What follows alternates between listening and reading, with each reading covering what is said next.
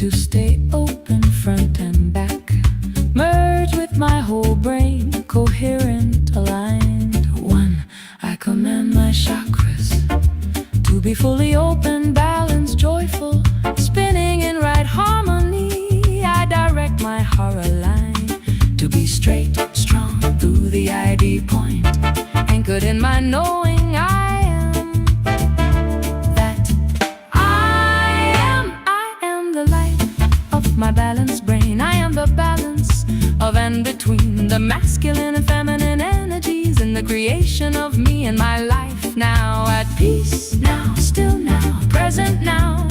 I am presence. I am one with my Father, Mother, God now. I am that. I am presence now.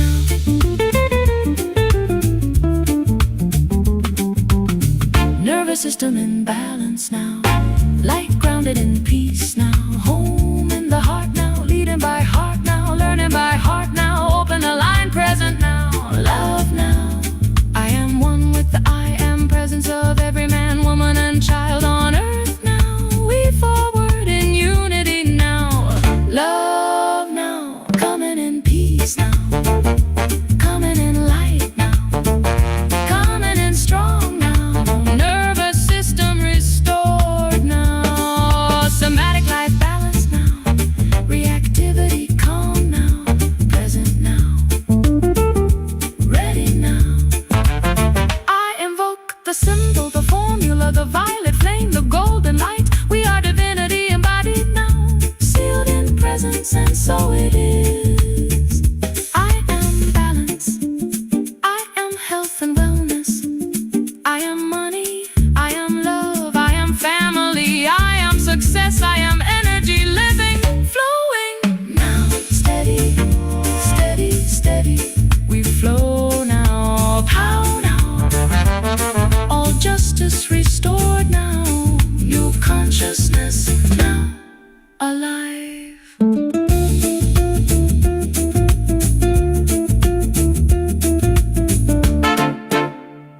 Hello and welcome to Conversations with Love. Reema, you're here. Wow. This is First Mondays, the growing book club of founders, artists, healers, and sages,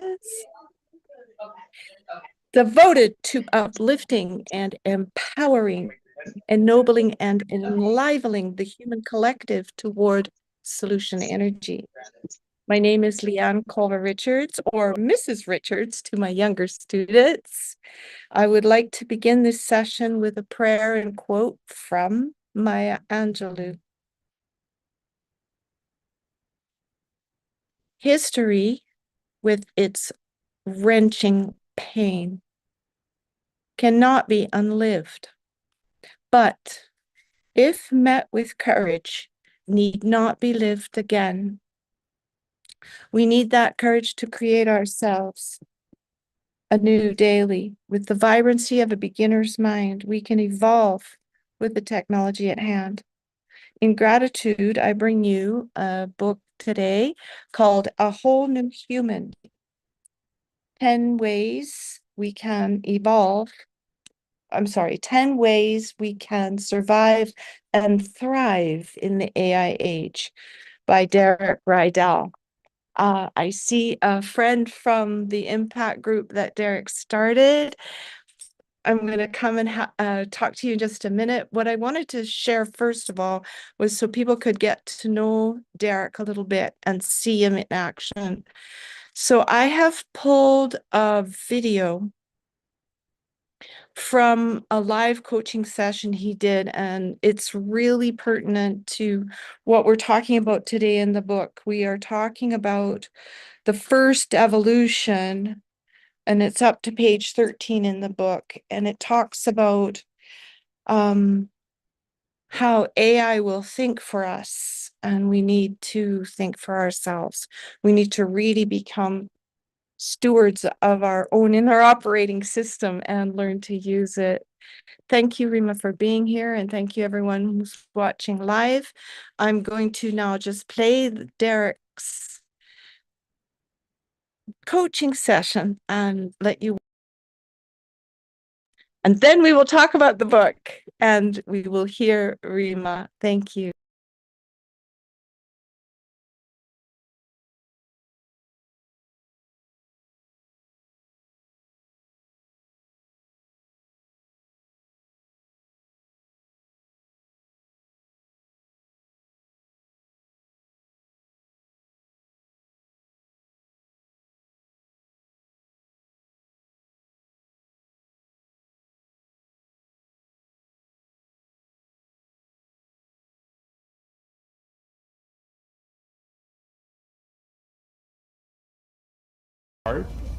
The danger with that is it can cause you to close your heart or close your mind or build up walls rather than build bridges.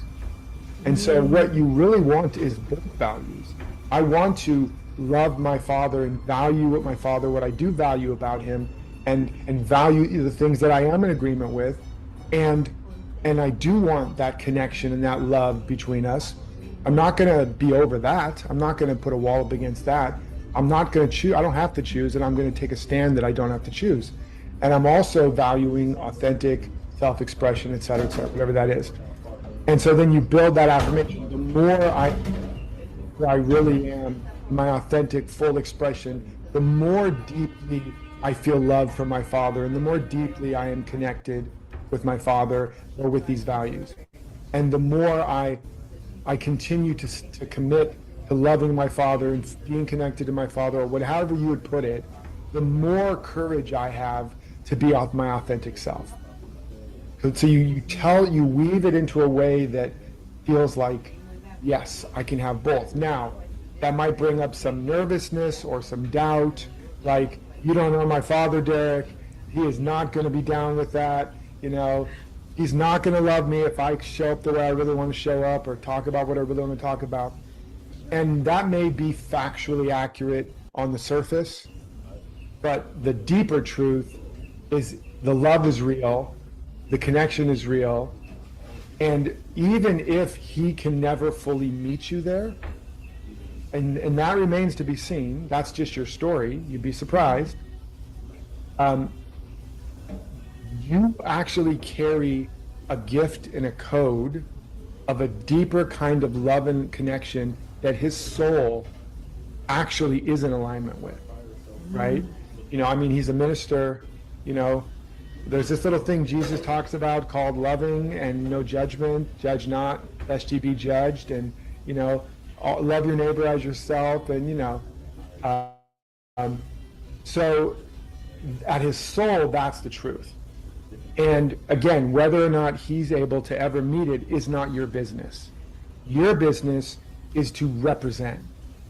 Is to represent that value. I'm not going to stop loving you or loving me. I'm not going to stop being who I really am. And those are not mutually exclusive. And I'm going to still show up and be a part of your life and invite you into my life and love you Christ-like, like literally, whether I don't have to say the words. And I'm also going to be authentically me. And that's part of your life code. That's part of your mission, is to actually embody and demonstrate even more the real teachings, the real Christ teachings, which is what that is, right? Jesus is hanging out with prostitutes and tax collectors and all manner of people. And, his love didn't have that limit. It wasn't like, sorry, you can't come hang out with me if you're dressed like that. That's not the teaching. So I'm not saying you need to preach to your father. I'm just saying you are being invited to embody. That's like part of your integration process. That's part of your mission, and your father is playing a part for you to own this truth that I am lovable and worthy and loved in being who I really am. Versus, in order to get love and feel worthy and feel safe or supported, I have to sacrifice a piece of my soul. That's the lie that you bought into. And the truth is, I'm here, and you've been spending your life trying to figure out how to navigate around that figure out a way to get enough love and worth and value and not completely lose yourself, and then eventually segregate it and create a dual life so you could still be yourself, but then also still, that's a house divided. That's serving two masters. And so you're being invited now to serve one, and that is the God within you. Love God with all your heart and soul and might. Where's God? Within you. And that means loving what God made as you. That's what it means to love God. Not hide what God made because this other man of God doesn't think it's godly. That's literally what Jesus came along to prove. He's like, no, this isn't God. This isn't what God has. This is not God's idea. You guys are just making a bunch of rules, 612 rules, however many rules. Like, man wasn't made for the Sabbath. The Sabbath was made for man. Women can follow me. What does God say women can't follow? He's just like taking a sword to all their rules and saying, this is what God looks like. Is there love? Is there forgiveness? Is there acceptance? Is there service? That's what God looks like. The color, the shape, the form, the clothes, God don't care about that. That's the lampshade. God cares about be the light. You feel me? Yes, I feel you. And that's your real, Thank you. that's your real initiation into your bigger mission, and your dad is just playing that part. And whatever it'll happen I you see as that you so much. you see that? Yes, Derek, because that's huge because I've been having a problem integrating things because my nervous system is all over the place and I'm always, how can I prove to this one? How can I prove to that one? But I can see now that I can stop the war within by integrating that, by truly being myself and not being fearful. I'm about to yawn and burp, which I do when I process. That is huge. And I can see how my nervous system would calm down, and that really makes me emotional now because it really like saves me. Thank you. That feels Yes, like a you're saving, welcome. like a Yeah, resurrection. yeah, and it'll be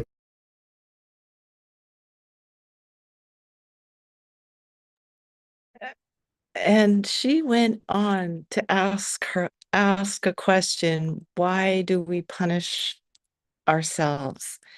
That particular coaching session was so powerful. And you saw how, even though Derek talked like a fire hose, his words were landing because the way he organizes his work is through solid teachings. This is not his first book, A Whole New Human. This is probably his seventh book. And the books in his coaching programs are legend. So we were looking at the first section from our first Monday in May when we started. The first section, the first quote unquote evolution in Derek's book, and we were seeing how we would apply it in our lives. One of the people who was present live to the last book club was Jules Pata of Pata Media, Pata Pictures. And he is a filmmaker and storyteller who is using story to connect and reconnect people to that deeper essence, that wisdom self, that God within that Derek was talking about. We have someone here from his impact groups, and I'm not sure if she can hear me or if she is able to come back on and wants to talk live. That Hi, would I be can hear one. you. Hi, Reema, do you want to unmute and come on camera and just talk about what your experiences with A Whole New Human has changed for you, or with Derek's coaching and teaching? Yep. And I'm at a coffee shop. I just stepped away a little bit so it wouldn't be as noisy. But so let me know if it gets loud at Okay. any moment. So I actually just started reading the book. I'm listening to the audiobook, and I decided to read it because I'm at a point now where I'm I use my jobs, like some of their personal development money, to take a course in AI, and I'm learning more how to do like workflows and agents. And learning it isn't difficult, but it's like the mindset shift that's the hard part. And it kind of, I don't know, I could feel like myself having like an identity not issue, but like something wonky going on, because I'm like, oh, this can really do our jobs now, which means that technically, I don't want to say technically, but like in a way, I'm like, I feel a little useless knowing that this can really do it right now.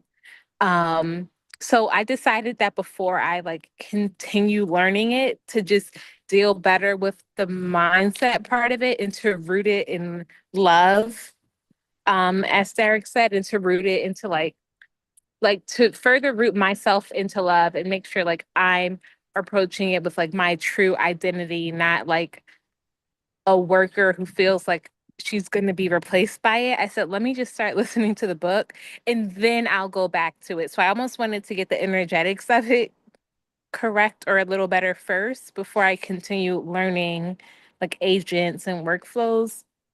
So I am in the beginning, I think right around the page that you mentioned, but in general, I think that it's I mean, it's great. It's a wonderful perspective so far. And at the end of the day, like AI can never replace us, our soul, our purpose, our calling, and also our experience.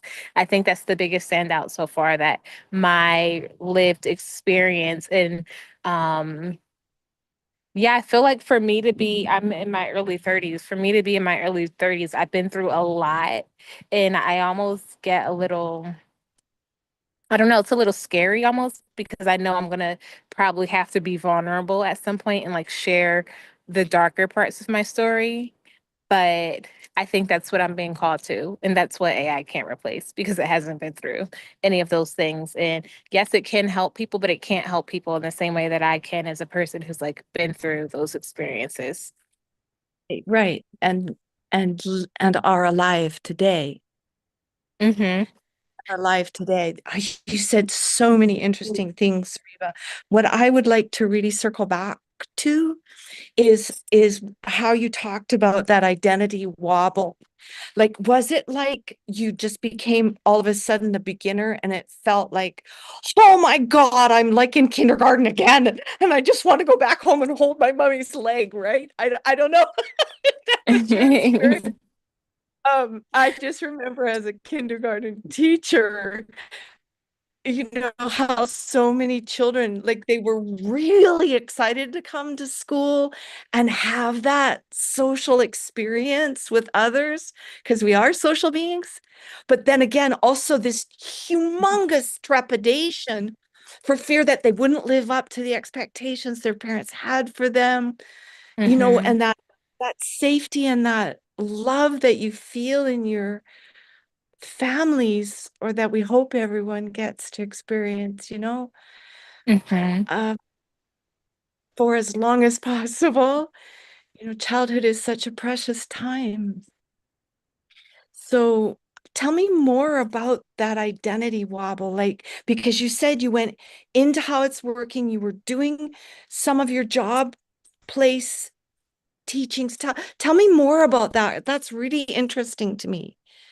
Yes. So I think the identity wobble, and I'll also go into my core wound a little bit. I think it'll help give it the context. But you know how Derek describes, he says that in the very near future, like the work, just like the general workplace of the world is going to change significantly, because like AI will be able to do so many jobs.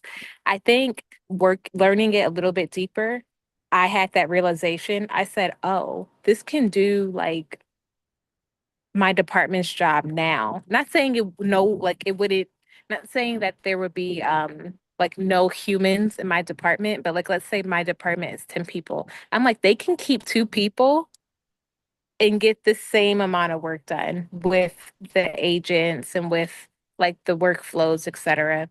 And then when it comes to my core wound, well, I have two, but one of it is that like I'm unworthy or like I'm not enough. And I think that when I was younger growing up, I would be like a high achiever, but from a place of I'm unworthy or I'm not enough. So like, okay, an A+ student or like just like really good at my job or I don't know, like athletics and like things of that nature. Just like a high achiever and having that like shadow there a little bit and then seeing that, well, this system can come in and replace you tomorrow. I don't think it's going to happen tomorrow, but I think I'm aware that it can replace a lot of people right now, and I know that that's a debate in society right now. But I'm like the fact that it can replace a lot of uh, white collar workers, and I think that it can do this job literally today. Like I think it can do it today. I think that's where like the identity wobbles, like almost maybe hitting the shadow a little bit of like not Okay, enough. so this is you. I can so relate to everything you're saying. And I'm wondering, like when you see, okay, just think about it for just a minute, right? Like everything you did as a child was to try to prove something to the outside world. A lot of what the young lady he was coaching said, right? That she had a very rigid structure in her household and hugely high expectations. And Mhm. yet, okay, so think about this. 100 years ago, a little more than 100 years ago, there was what they called the Industrial Revolution. Mhm. And factories were coming online. People were being quote unquote mechanized. They were just taskmasters, right? You just pushed a button, you pulled a lever. And I even read a book that talked about how they trained a baboon to do in South Africa, they trained a baboon to do a human's job of switching the train tracks, and he Oh was wow. actually better than humans at it. Now, I'm just giving that as an example, but Yeah. just hear me a minute, okay? Because because when we lived in villages and communities, everyone kind of knew their place because their lineage had gifts that were passed on either through oral stories or through just actual teachings. And then we had rituals for the passages of life. And a lot of those things have gone by the wayside. They've disappeared. So we don't have these touchstones and anchors that anchor our knowing in the stages of our lives, because we need different things at different times in our lives Mhm. and in different stages, right? And the 0 to 7 and 8 to 14 and 15 to 21 and then 21 into the adulthood where we're starting to raise families and have this career of what we bring. So if 100 years ago all of those knowledge-based jobs and tangible exchanges of how the village taught the child were gone, and now we fast forward into this new age, and we've been pressurized into believing we know things, and we show off with external materialisms in a way. We get degrees, we get the first prize, we do everything we can, and it's like it's this constant competition And we've retracted ourselves Yeah. from really knowing ourselves. Mm-hmm. And Yeah. that sense of unworthiness, rather than be able to grow the gift of humility and the gift of kindness that is not weakness. It grows this self that doesn't believe in itself and atrophies that little seed that was supposed to grow into a gift. It's like, okay, and then we have this model that's been, it's mathematics. It's zeros and ones. And get this, we wouldn't even have zeros and ones if it weren't for the Arabics and their great genius in the world. Like, if we could approach it from that open heart that Derek talked about, that open heart and open mind. Yep, And it's exactly. like, rather than be in competition with a machine, Yeah. we are learning how to harness that power and adapt it into something where we can live through our gifts. Yeah. Like, you just inspired me so tremendously, Reema. I'm super excited by what you brought forward today. Because if that wasn't an example of thinking for yourself, I don't know what is, okay? We're looking at it from so many different perspectives. Very interesting. Very interesting. Super exciting. Yes.